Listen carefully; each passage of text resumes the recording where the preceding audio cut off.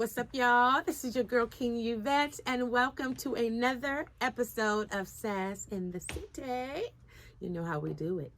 I am so excited today because today we got one of a special treat. This is one of my personal friends, Otis Kid, who is originally from Los Angeles. LA boy, I'll say. Knows everybody. We call him the mayor, I guess.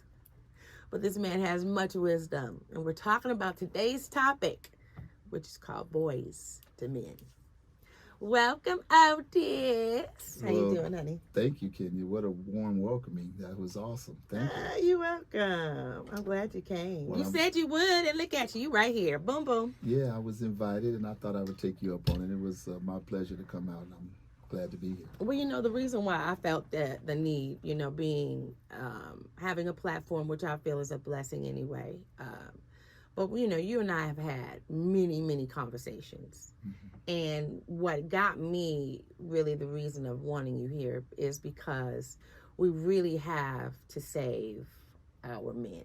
I feel, and that's just a personal feeling that I have, and I'm just feeling like the disconnect is where we're losing the structure from men being men, because we're really dealing with a lot of boys. Okay. You know what? And we want to see them grow up to be men and handle things in a manly fashion. What ingredient do you think is missing for our men that are growing up right now, just in terms of relationships and how they're handling business and how they're looking and treating women? What is your take on what's missing? That's a very interesting question. We're dealing in a time now that's very different from the time that I came along. Okay. Our younger people, from my observation, this is just one man's observation, the disconnect I see comes from home. We know that 82% of our women, black women, are raised in our single parent homes. Yeah, and definitely. By the dad not being there, there's a lot of things that are missing that our young people, especially the young men, are having to pick up from other guys who really don't know. Right. So they're getting a lesson that's probably not a good lesson. Yeah. And it's kind of just moving along, one domino touching the next domino. Yeah. And it's hurting us. Yeah. The real big thing that I see was the introduction of the internet, because it became a substitute for parenting. Ooh, and good call. I think what happened in a lot of cases is that a lot of us didn't realize the importance of it, as well as how bad it could also hurt us. And you mean in terms of the disciplinary as well as raising them, because they're holding these instruments, and this is where they're spending most of their time. Is that what you're saying? Well, yeah, that has some things to do with it, but the fact of the matter that, let's say that a young lady, she's working, she has two boys.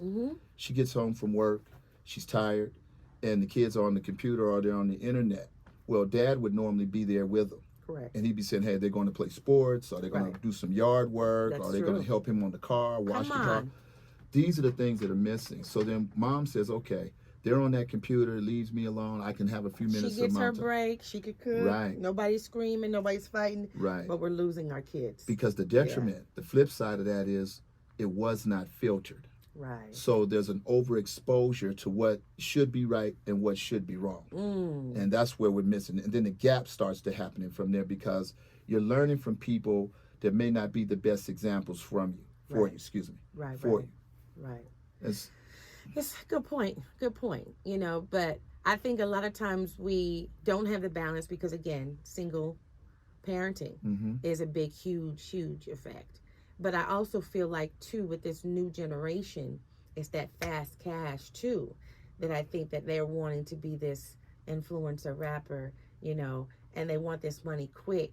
And I think that that's another thing where they feel like they know it all, like I don't need to be taught. I don't need to be, coached or, mentored. I got it. You know what I mean? These new millenniums just feel like they got it. You know what I'm saying? So how are we now able to kind of get their attention? Well, pulling them back into letting them know, hey, I've been here before you. You know, I was on this road before you. And what, like, because you do mentorship. You know, you definitely work with boys. Yeah, I do a lot of What are mentoring. your tasks and what is your communication in terms of them finding their lane in careers or finding their ways in dealing with people and emotions? Like, what are your tips? Well, my tips are generally, I speak to the soul. I love it. I'm old school. I speak to the soul. I'm not no PhD or philosopher or anything like that. Right. I'm an old school brother that had an old school dad. Yeah. So the rhyme and the rhythm that he put in me, it resonates always. So when I speak to young people, I speak to their heart. I let them know from the giddy up. I said, from my mouth to your heart, or my mouth to your soul. That's how I'm gonna come at you. And then I tell them, I try to speak a little bit in their vernacular. I let them know you slipping on your pimping, or you got salt on your player's walk. How about that? Okay. Salt on your player's walk. Come on. I had to repeat that just in case they didn't hear you. Go ahead. Yeah, but when you start coming across a little bit like that, you kind of get their attention. It's like, okay, old school got a little bit, or the OG, as they like to refer, has a little flavor to them. And that's the whole purpose of that. Yeah, relatable. Being able to relate and let them know that, you know, I'm not particularly trying to just jam you up with stuff, but I come from a real point of view, and I make them take a look at themselves. Right. Okay. Reflecting. We had a multitude of men in the neighborhood. So if your dad was at work, Mr. Johnson or Mr. Williams or Mr. Clark, they didn't play. And if they saw you doing something, using profanity, walking on their lawns. How about it? Oh, I didn't know that back in the day. They instill discipline at that point. Yeah. Because even if they yelled at you, or they would grab you and put their hands on you, which we know that that's probably out the case right now. Right. But it got our attention. And it made us into men because we learned respect. Okay, this was a senior person, an elderly person getting on us that we did not want that to get back to our parents, that Mr. So-and-so or Mrs. So-and-so had to check us today. And they let us know, you don't want me to go talk to your parents. And we didn't. So those were the rules and sort of the guidelines that we grew up with. So they manifest in our souls. That's right. So what I do with the young people today, I start off with a handshake. When they give me a soft handshake, I check them right then and there. Right then and there. Firm it up, buddy. Oh, firm it up. I know that's Get right. it up. Be a man about it. And when you're talking to a man, you look him in his eyes. So all those are different forms of respect that they're not being taught. Right. Because when you were talking about the quick money and all these other things, well, again, I'll refer back to the internet. They turn the internet on. Here's this rapper or that rapper, and he's doing it up and woo-wooing and all. But they don't see the flip side, that there was 15 or 20,000 like him that didn't get that play. Right. Okay? And where are they? And that's a good point that you're making, you know, because, you know, you're a businessman. Yes, I am. You learned about business. I love your lawn story with your dad in terms of you wanting to go to the movies, and your daddy said, hey, get that lawnmower. That's right. You want to go to the movies? Go ahead and hit a couple of lawns. There you know go. what I mean? So that seed was planted in you early to know how to run your business, and now we fast forward, have numerous businesses. I've done well, and I like to let people know that a boy from the hood was able to do good.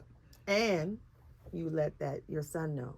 Oh, my son. Which I also commend you for, because what your dad poured in you poured in your son. Definitely. And your son ended up playing pro ball overseas, but you also mentioned too, for him is to know what he is going to do regardless, whether it's play ball, have a backup plan or whatever. And now he's in school.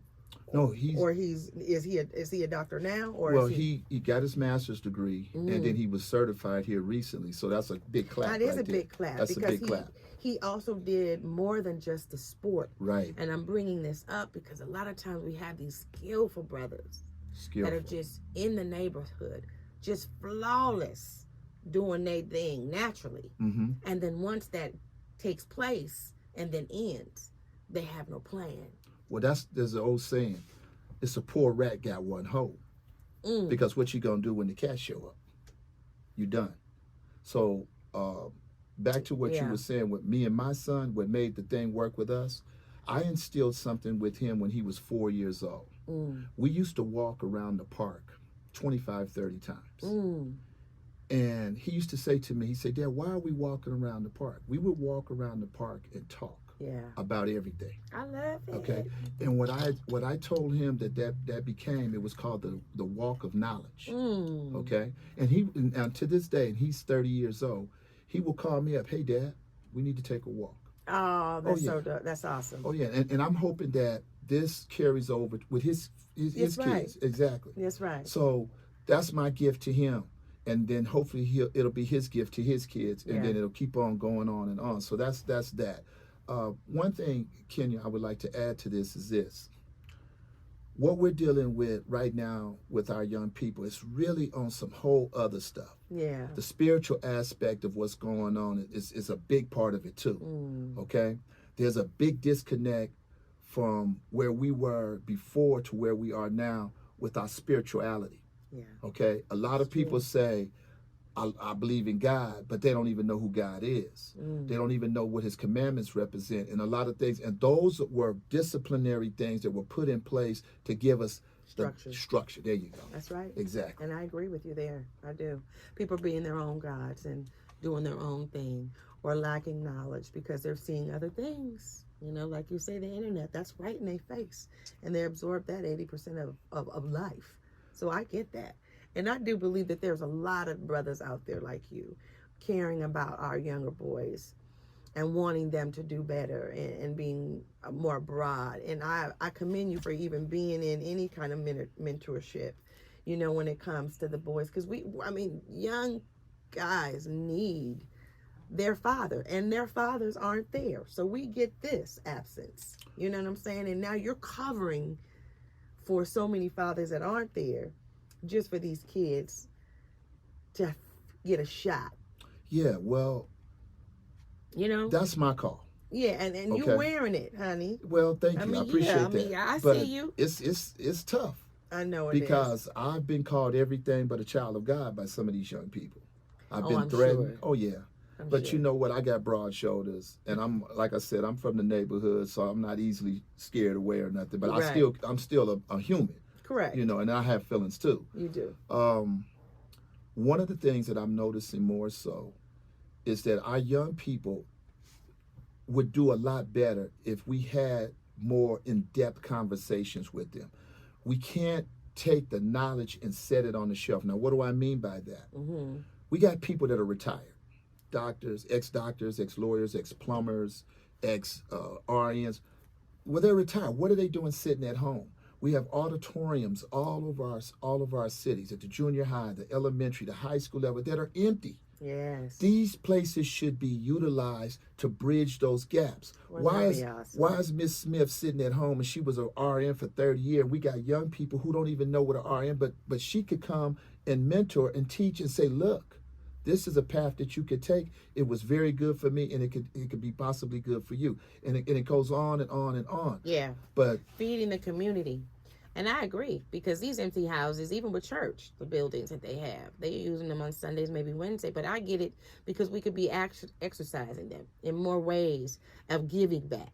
And a lot of people just think giving back is just money and dropping food and clothes. But giving back is knowledge and sharing. Like you said to me, I remember we having a conversation in regards to finding out what you want to do in life. And if you have an idea of what that may be, sit with 3 people that are in it. I thought that was really wise to say that, because in my upcoming, I think what I was really fascinated about was graduating and then being able to land a really good job in a big, huge building and having my own car in place. Right. That was such a short vision. Instead of me thinking even bigger, to finding out what do I really love doing that gives me passion. And I think a lot of kids don't know or even have the direction. A lot of adults don't know. Oh, we still trying to find it out. They still trying to find their ways. I know. But let me touch on what you were saying. I believe, because parents, they do their best. They do. They'll say, oh, you should go and be a doctor. Well, who do I see as a doctor? And that's another thing too. When we were coming up, we saw a lot of the men getting up, going to work. Okay, they were role models, whether they wanted to or not. They were role models, because we got up and we saw he was a painter, he was a plumber, he was a carpenter. But these were the things that we saw. So we knew that so-and-so's dad, and then they didn't tolerate no mess, because when they came home, it was hard. It was hard. Yeah. It was hard. Yeah. So now back to the original question. My mindset says this. Don't just take for verbatim that somebody says, oh, you should be this or you should be that. Take the time out, 2 weeks for the rest of your life. That's a small thing to wait. You understand? Right. 2 weeks for the rest of your life. Right. So you find yourself, you make 3 phone calls. You say, hey, I was thinking about being a veterinarian. You call veterinarian A, B, and C. Each one of them are going to have a different story. Correct. But it's going to give you an opportunity. And even if you ask them, can I follow you around a little bit? Can I have an hour of your time to follow you around on the job? Yeah, shadow what they do. Shadow what they do. And so then you can say to yourself, you know what? I thought I wanted to be a veterinarian. That's right. But guess what? I don't. That's right. You know? So at least you have that knowledge, because you're basically getting the experience vision, at least a vision up front. And you might make a good friend out of it too. That's true. You know, and then you don't know who that person knows. That's true too. You know, so there's a lot of dominoes touching all over the place. Yeah. But we're not going to get to that point if you're listening to horrible music and looking at the internet and seeing things that are not vibrating through the spirit. Right. You understand? Because that thing consumes you. It does. And it doesn't allow you to tap into your pineal, which reaches into your inner spirit and allows you to grow. That's that thing that people say, my first mind told me I should have did this. That's this thing talking to you. That's right. That's that all-seeing eye that they have on a dollar bill that they never told you about. Which is the third eye. It's the third eye. There you go. I agree. There you go. Well, what do you think also, too, now, bringing it up, since we already talked about Boys2Men, how it spills into these boys now becoming men, and with these types of upbringings, being in business affairs as well as relationships? Business. My dad once said to me, if you see a black man making it in business, tip your hat to him, because it is very difficult. Because you don't get the opportunities to tap on doors of people that can say, come on in. That's true. Okay? That's very Come on true. in. And so when you're growing a business, there's a lot of unexpectancies that come along that will crush you. Yes. And so you have to be built from something. And then again, it goes back to who you've been dealing rolling with. Yes. Yeah. Because they, foundation. Yeah, because they build you a certain way. Yeah. You know, they tell you that a house built on sand won't stand. Right. Right? But if you build your house on a solid foundation, you got a chance to grow. So I'll use myself as an example. When I was breaking off, landscaping has always been my first love. Right. Okay. Well, I started off, I was everybody in the neighborhood's gardener. I cut everybody in the neighborhood's yard. Everybody. That's awesome. That was the lawn boy.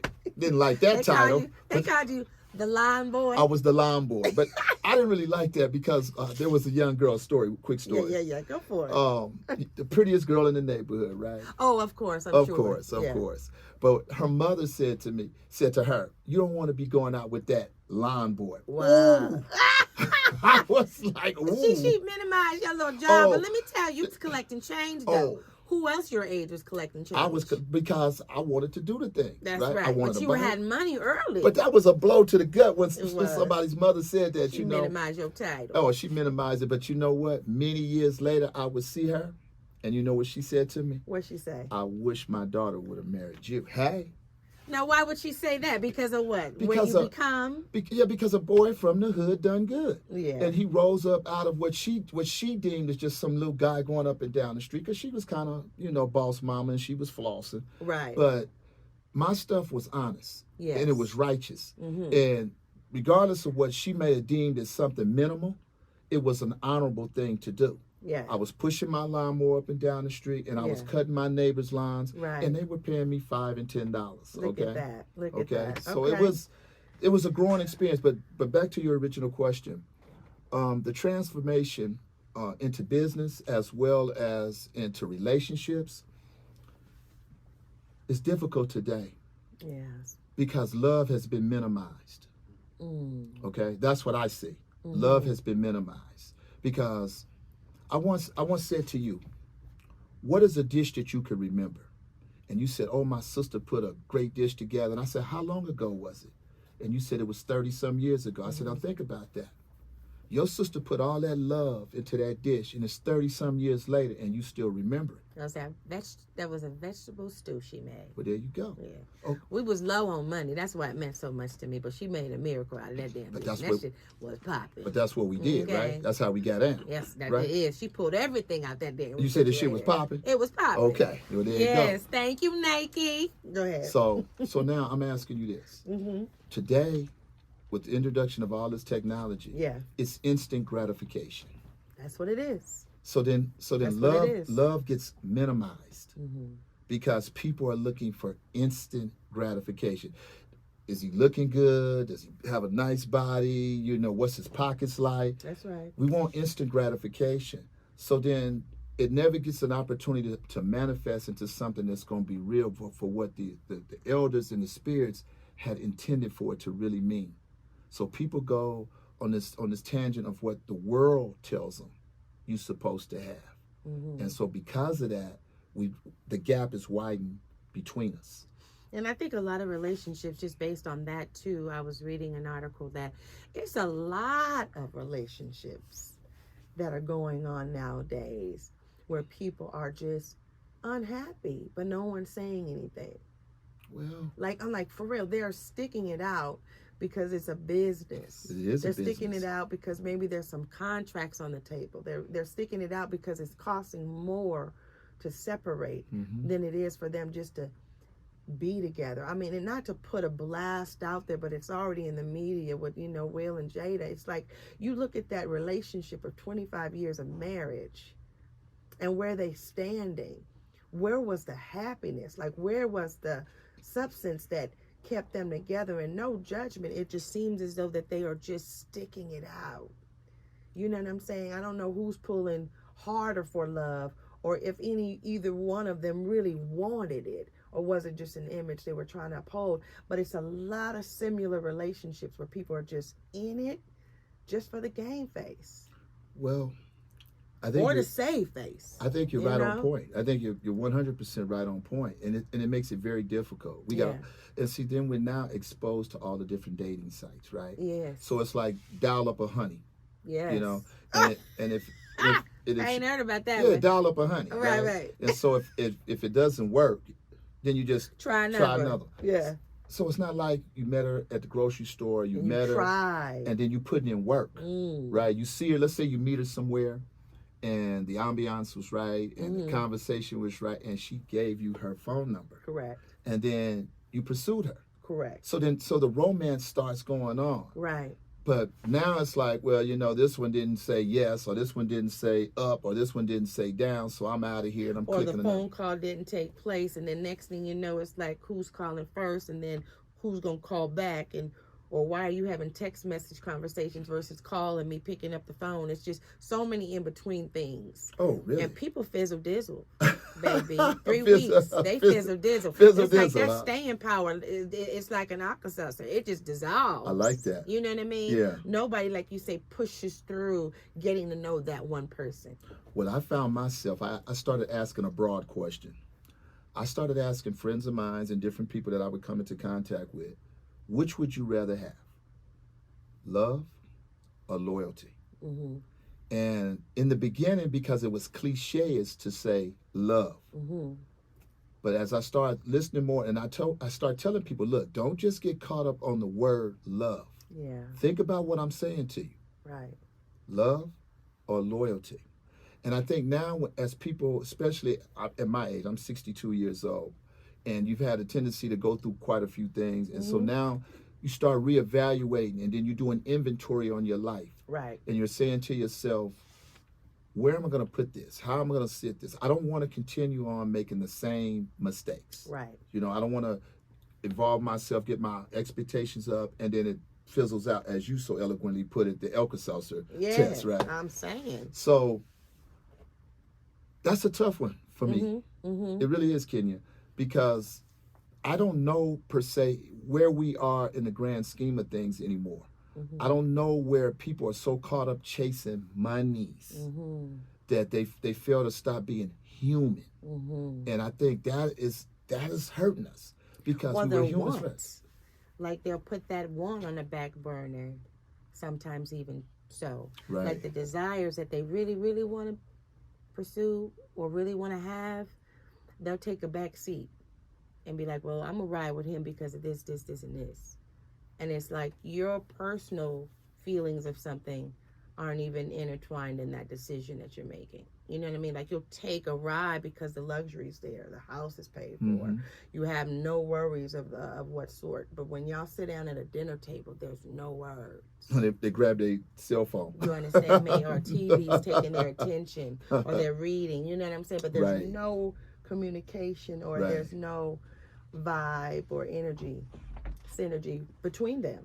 You know what I mean? But they are living in this luxury of a world, you know, so they're looking good on paper and they're looking good on the outside, is what I'm saying. You know what I mean? And so people take this ride. They take that false ride. See, I think a lot also, Kenya, has to do with people aren't happy with themselves. Yeah. So they want to live through other people.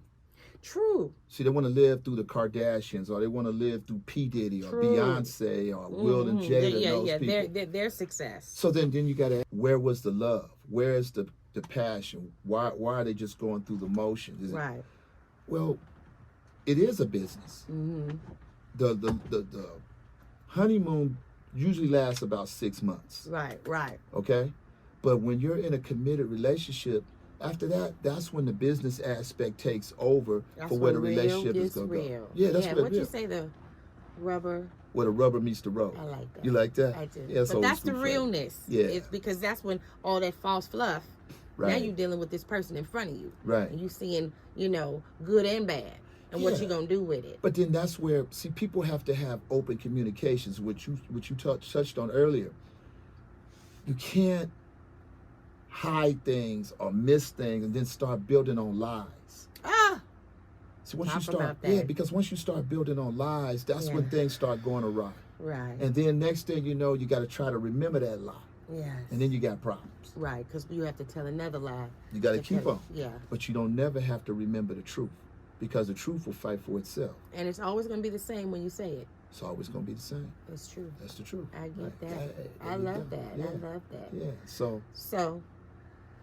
what's going on with you now? As far as since we're talking about dating, Uh-oh. how's your world treating you? Ooh-wee. On the dating. I got to do an ooh-wee on the dating thing for me. Yeah. How's it been going though? I mean, listen, you just mentioned. I mean, you're very successful. You've done well for yourself. Yeah, I've done well. You know, obviously, you were in a relationship. You have a son who's now 30. Mm-hmm. So what's your story? You were not married. Wasn't married to his mom, but we maintained a solid friendship, and we raised our son. That was the key part. Yeah. You know, because sometimes people grow apart. Yeah. But they can still have the context of what kept them together or got them together from the jump street. And the co-parenting could be on a mature level. And it was on a mature level. Yeah. And I celebrate her for being the kind of mom that she was with my son to help me out with that. Yeah. And y'all could do that to a power team. Yeah, because I didn't do it all by myself. That's right. It was and grandparents, don't leave them out. Had great grandparents too. Awesome. Yeah. So what's your world looking like right now? You know, you LA, going out. What does that look like? I mean, how's your dating life? Is it treating you good? You asking me? I'm prying up in your business. You all up in my business. My Kool-Aid too. You don't have to tell me all of the, like what they say, the Kool-Aid, but want to know the flavor. I don't have to know the flavor. You all up in my Kool-Aid, okay? You could just tell me what you want me to know. LA is what it is. I don't think it's all built out to what people perceive it to be. Of course. Okay, I think LA has a lot of fluff to it. Yeah. I don't think it offers people in my age range some of the things that we're looking for. Okay. The jazz concerts, the meeting places where people can be sincere and genuine, which there are a few places, but it's still got that kind of a club atmosphere. And then I'm kind of on some, you know, like as a wine ages. Yeah. They say it gets better with time. Yeah. So you're hoping that your taste has changed. You know, you're into more art and parks and going to places with views and museums. And beautiful dinners and romantic things like that. So it's being able to find someone that will be able to fit all of that. Yeah. I'm not on the whole club thing. I don't do that anymore. Right. That's long gone. Right. But it's being able to find someone that's got her spurs put in the right place. So when she's hit the horse, he'll jump up right. You know? Right. So do you want to get married? Like, what's your future looking like? Are you looking for your wife? Of course. So you do want to get married? Oh, without a doubt. No, wow, okay. I recently talked to this lady, and she told me something that was interesting. Mm-hmm. She was said to me, would I be interested in living in one place and she lived in another place? Yeah, I'm hearing that's real popular. I'm hearing that. I'm hearing that more so. I'm not so much opposed to that.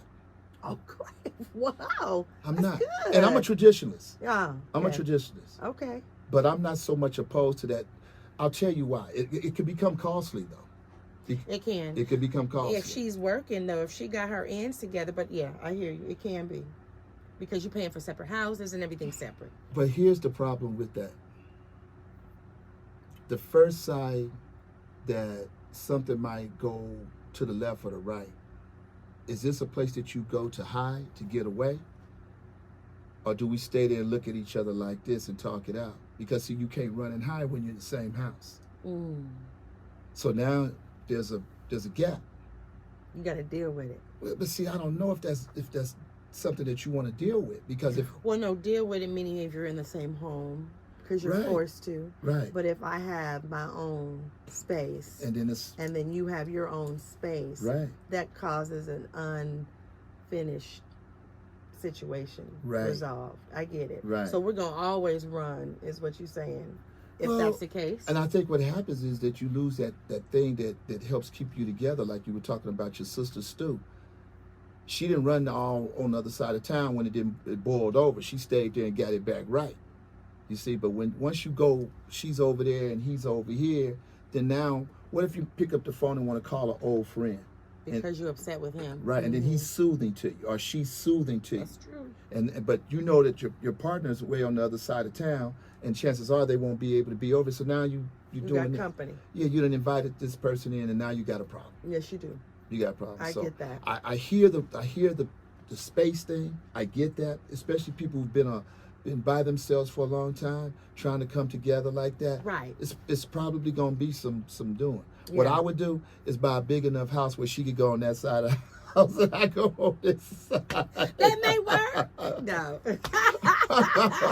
That may work. Wow. Well, that's creative. If it's big enough and enough space in between. What do two people need with a house that big? I'm just saying 2 wings, separate ring, east, west, north, south, however you call it. You know what I mean? She would probably tell me you need to go in the backyard or something like that, I can understand that. Knowing you being a landscaper, it would probably be a nice backyard. I'll pimp it out. I know you better believe I'll pimp it out. I know you. Come on now. I'll pimp it out. You sending me to the backyard?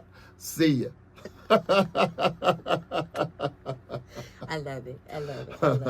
What about landscaping do you love so much? Speaking about landscaping. Oh, wow. What do you get a thrive or a passion or excitement about when you do your work? The original, when I originally got into it, to the level that I got to, it was being able to give people their dreams. It was being able to take a blank sheet of paper and turn it into this thing. Right. But then business showed up. Yeah. Yeah, then that's a whole nother animal. It is. Because there's so many things that pull at your soul. Yeah. And then you get a reputation that you have to live to. You don't get a chance to take a day off on your reputation. Because once people invest their money into you, and then you have employees that are counting on you, that's true. You got to always hit the mark. Yeah. And that's not always. Pressure. Yeah, it can be pressure. And then I think what happened with me, when it got to be business and I started understanding more so that this was business now, kind of took some of the fun out of it. I know. Yeah. I get what you're saying. It's just like anybody in any profession. When they want more of it, even being in industry, like a singer, oh, she has to travel. Now she has to do a tour of 50 states. Right. It's like, God dang. Right. I don't want to sing tonight. But I got to do it. Tickets. And got to be good. And you definitely have to give them the money's worth. Got to give them the money's worth. Yeah. So that I get that. I get that point of it. But in terms of your ability to create, is that still live for you? I mean, I know you don't do the work anymore. You just have I have my guys. Business, but in terms of where you got your hands dirty and you really did a full-on landscape and you looking at palm trees, waterfalls, and the whole thing, you did that. Does that still give you excitement? Because I'm on the latter side of business now. I'm not running it at the full force that I used to. Yeah. I can step in and enjoy it. Yeah. I can say, okay, because I get called for consulting jobs. Right. People will call me and says, you know what, kid, can you come over and consult? Yeah. And make sure that this guy does it A, B, C, D. Sure. Right. And then I develop a relationship with that guy, or I'll bring my guys and have them do it, and then we'll bring it to the level of understanding that these people are looking for. Right. Because I'm not feeding the cow anymore, and he's not as big as this room, I can actually walk over and pet him. Okay? Before he got so big that he was like, don't touch me. Right. So I don't know if you could understand my vernacular where I'm going with it, but that. I'm following you. You following me? Yeah. So I'm more in a relaxed state now, and I'm more happier with life, and I'm more so now working on personal health. Yes. That's what I'm working on now. Yes. Yeah. And that's a good thing. I'm glad you're saying that as a man, and not trying to be a sexist, but I'm just saying there's a lot of men out there that really don't take the time to be concerned about their health. There's, men are, but as a whole. I mean, they don't like doctor's appointments. You give them anything green, they tripping, mouth is shut. They don't want to, take any type of medicine when they're sick. You know what I'm saying? It's just hard for men, unless they grew up that way, that really don't take the initiative to be aware about health. And I commend you for that. Here's what it goes back to our training again. It goes back to our youth. It goes back to our rearing. Yeah. Who was teaching us how to eat? We parents, definitely. Well, they put the food in front of us, and we grew up on what our parents put in front of us. And then once I understood what a live-it was versus a diet, you die from it versus you live from it. Okay. So when you hear the term my diet, I don't use that terminology. Just like I don't use the word can't, but definitely don't use the term diet because that's exactly what you're doing. You're dying from it. So once I started understanding that I did have the time to start preparing more meals and start being more conscious when I do my shopping, looking at the back of the labels. Nice. It started making a difference. Nice. I'm 62 years old, but I still feel like I got the energy of a man in his 40s. Yeah, you got that battery in your back. Yeah, I got that double back. So it makes a difference, and I'm glad, and I hope that I'll be able to be a beacon of light for others to see. Yeah. That at this age you can be still doing some things, and feel happy about your life just because it made some changes in your life on the way you eat and take care of yourself. Absolutely, because I do believe how you take care of your body is definitely what they say. Health is wealth. Health is wealth. I agree. Yeah. So in closing, I thank you so much. I told you, I knew your information would just definitely be a blessing. And I'm hoping it's being a blessing for the viewers. Your last project I just wanted to touch on, because you mentioned that you want to work with some boys. Yes. So tell me a little bit about that and what you're looking at, because that's your future plan. Future plan is to buy a home, excuse me, and fill it up with young men between the ages of 7 and 10. And why those ages? I think they'll be more easier to work with versus teenagers. Okay, to be able to put a man's touch on them, and I'm not talking about a physical touch. And you're talking about in terms of foster kids? Foster kids. Gotcha. Gathering some foster kids, giving them some new meaning. Yeah. Giving them some new direction. Right. I figure I got at least 15, maybe 20 good years left to do something like that. You know you do. And that's what I want to do. It's not about profits. It's not about money for me. Right. It's not. You just want to give back. I want to give back because I had some blessings and I had some good people out there that paved the way for me. And financially, it's not the way to pay them back. Yeah. But if you can give something of yourself, and then when I stand before God, I want him to be able to bless and say, you know what, my man, you did a good job. Come on up in here. Look at you. Yeah, I mean that too. And I know he will. Yeah. Well, your heart is real. Yeah, I appreciate that. That's one thing I noticed about you in meeting you. Really? Because you really are a giving person and you care about people. I mean, this is what we do as Aquarians. Here you go. Booyah. This is what we do. Otis, I wish you the best. And I know this program that you have with the boys is going to be ideal. I hope that people also piggyback on the idea that you have. And let's just keep building. Let's just keep growing and allow your ideas to continue to spill all over. You understand me? I want to thank you for allowing me to come and run my mouth for a few minutes. You did well. Bumping gums is what you call it. Bumping my gums. Bumping his gums. And I really enjoyed it. And thank you. You're a gracious host. Well, you got to come back and visit me. You promise? I promise. I'll come back and visit you. We'll talk about some other things. Sure. Cooking. The cooking, you said you know how to throw down. I'm getting there. Okay. My son would tell you different. He'll say, my daddy only knows how to make an Otis burger.